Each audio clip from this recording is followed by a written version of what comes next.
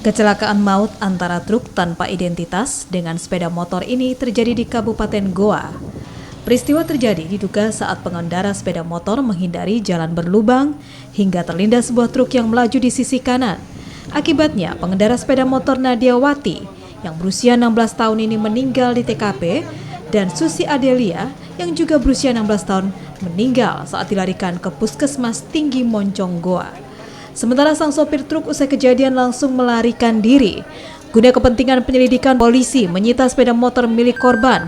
Kecelakaan maut yang menewaskan 2 pelajar ini masih dalam penanganan polisi.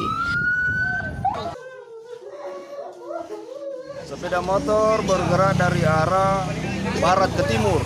Tiba di TKP hendak mendahului sebuah mobil yang belum diketahui identitasnya, sehingga terjatuh.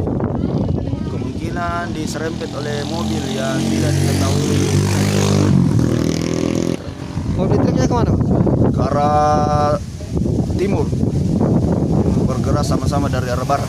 Untuk korban 2 orang, 1 meninggal di TKP, 1 meninggal di Puskesmas